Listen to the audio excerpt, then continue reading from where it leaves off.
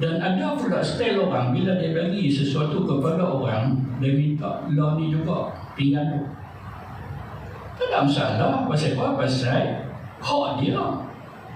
Tapi biasa kalau macam tu susah balik dekat orang tu. Susah balik.